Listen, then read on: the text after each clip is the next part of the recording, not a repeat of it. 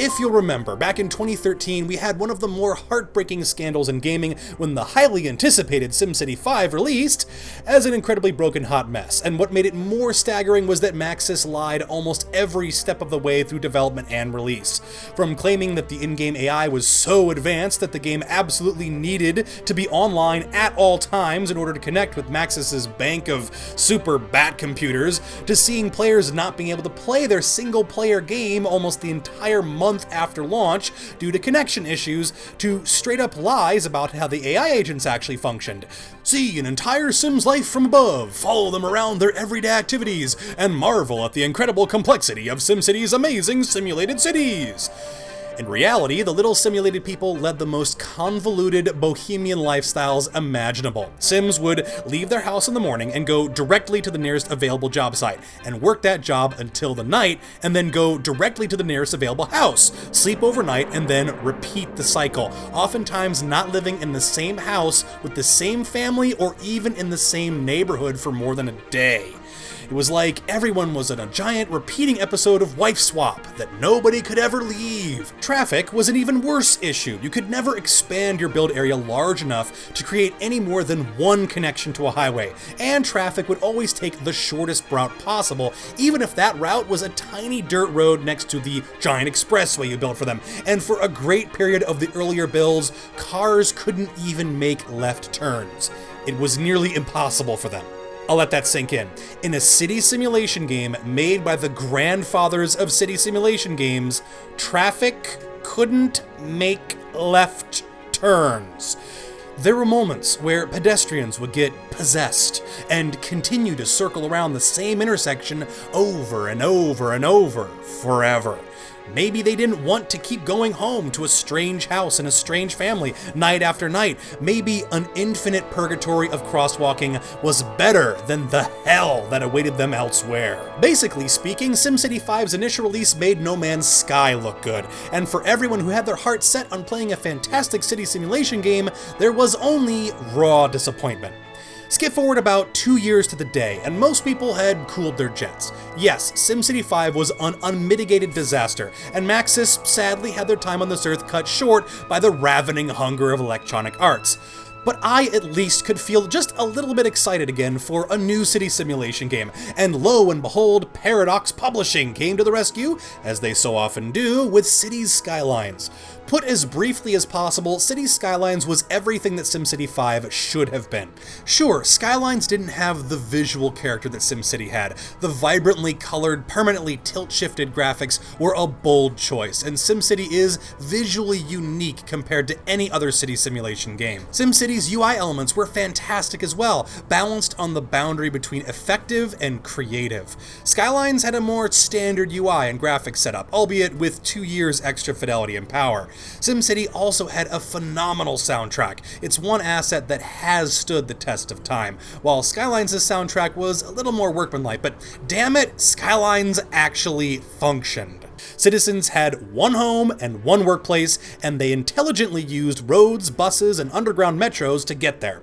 Unlike SimCity, you could expand your borders to almost your heart's content, and even more with easily available mods. You could use existing highway connections and expand them, creating multiple inroads and outroads to your burgeoning city, as well as using trains, boats, and airplanes to supplement both cargo and passenger movement around your metropolis. Skylines didn't try to reinvent the wheel. Again, it is what a finished SimCity 5 would have been. You build roads, you zone areas, you buy and place utilities, make sure there's doctors, education, and the rule of law, and eventually start optimizing the areas you have, as well as blindly expanding into the abyss. At this point, I want to mention how well Skylines integrated features from the modding community into the game itself. Some of the traffic information UI, the road upgrade system, the traffic light and stop sign system, and a number of the more popular user-created maps were added from the Steam Workshop into the base game and Metro DLC.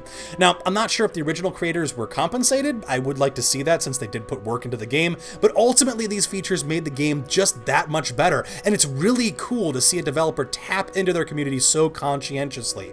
And everything just works so well, so smoothly, that it's actually a bad thing. A game like Transport Fever, for example, kept me occupied for about 100 hours, not only because it contained the sweet nectar that is rail travel, but also because it rewarded and required a certain amount of micromanaging.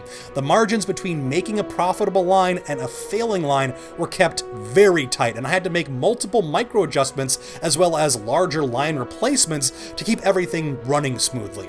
In Skylines, everything just kinda works. Traffic goes where it needs to, follows the rules you set for it in order to keep the flow going, and pedestrians and cargo transport alike effectively utilize the alternatives you place for them, cutting down the overall level of traffic. Police, firemen, and ambulances are rarely impeded from getting where they need to go. Everyone gets to school on time as long as you have the classroom space. Taxes are set pretty much right around where they need to be by default. People complain on the goofy little in-game tweeter app, but nobody sets up my limo with car bombs. It's just too easy. Skylines, at least in the sandbox mode, is not a challenging game.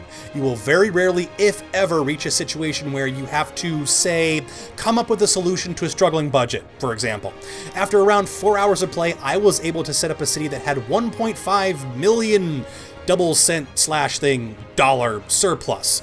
I could buy anything I wanted, and the more I spent to expand, the more income I got. It was very relaxing to watch, but there was no way I could mess up the city unless I really tried. The modding community again came to my rescue, and I was very easily able to download a hard mode mod, which upped the expenses for everything, and that did improve the difficulty. My first city in hard mode hit a point where I was consistently losing money, was in negative balance, and hadn't hit the checkpoint where I could take out loans. I was essentially stuck and had to start over. Whew. Right? Ironically, this happened because I didn't expand fast enough, and you do start out on the back heel in both normal and hard. But that was the only serious challenge hard mode presented me with. After solving that single issue, I was still able to breeze up to and past that point in city creation games where you're self-sufficient, and every purchase and expansion only increases your buying power. The only thing keeping you from making that purchase is the time it will take to accrue the funds. The biggest element driving this is probably the level ups you get at certain population milestones, which reward you from tens to hundreds of thousands of dollars when you hit them, rapidly improving your growth rate. I have no idea who is generously giving buckets of money to random growing cities, but it turns your expansion rate from geometric to exponential. Now, I absolutely don't mind having a game that I can play mainly to relax, not to be challenged, but I can't deny that after the 6 to 8 hour mark, I started to lose interest in the game as a whole. This was before the scenario modes that were released. The natural disaster and the mass transit DLCs both introduced city scenarios to Skylines. Like most scenarios in city games, they set you up with a city and some goals to hit, with a failure condition or two. These maps are genuinely challenging. The harder ones, throwing meteors and floods at cities you have to expand to 65,000 people or something in 6 years. Those ones made me tear my hair out, and they are absolutely a silver bullet to any lack of difficulty in the base game. Without these scenarios, the sandbox mode is typically more relaxing, and the loss of interest I get because of that is probably more my problem than anything else. Maybe I can't play a game that's not making me grit my teeth in frustration or pour hours and hours into learning its specific foibles. It certainly doesn't have anything to do with Skylines. The game mechanics are well presented. You're given a massive plethora of tools to design pretty much the exact city you want, and there are a number of scenario games to challenge you further.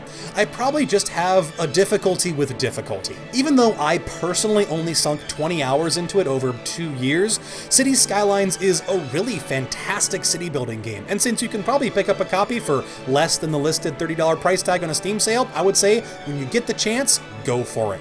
Now, as for the DLC the game has, I would say the Mass Transit DLC is absolutely worth it. New road types, monorails, blimps, ferries, and a number of the aforementioned community upgrades. Who could ask for more? The Snowfall and Natural Disasters mods add just that little bit of extra gameplay that makes the cities feel real. It really is messed up when an earthquake totally takes out your incoming highway connections, and you have to rebuild before you start losing all your trade tax income. And if that earthquake hits the water, you get a fabulous tsunami rolling over your city, although those are pretty gleefully terrific, watching all the cars get toppled over by the waves, all the little people running around trying to get away from the rising tide. All good fun. If you have a city on one of the snow maps, you'll have to plan for street snow clearing and to heat your buildings to keep residents from browning out the city by all running their space heaters at once. Snowfall and nightlife also improve the way the city looks. Cities in real life are cool to look at during the day, but at night they really shine, and the cities and Skylines without the nightlife DLC are drab by comparison. The Stadiums DLC is the only one on the roster that I would take a second glance at, mostly because, for whatever reason, I just couldn't get tourism to work. I have a city with an almost Las Vegas-style strip with more tourist buildings you can shake a stick at in one sitting, and large inroads, buses, planes, and trains for those areas for tourists to arrive, and yet I just couldn't get more than a few hundred tourists to show up. I want to be able to have at least some part of the actually really cool specialization system that SimCity 5 had function in Cities Skylines, but I just can't get it to work. If I'm getting it wrong, absolutely let me know in the comments. I would say that the Stadiums DLC is the weakest, but only from this inability of mine to get it to function. There is a new Concerts DLC that just released, and I'll take a look at it when I get the chance. I hope it overhauls the tourism system at least at the point where I can understand it and make it work. Overall, I would say that Cities Skylines and its multiple DLC are definitely worth your dosh. Even if you lose interest a little bit from a more subdued playstyle, it's a game that you're going to come back to again and again over years, and it will still be enjoyable.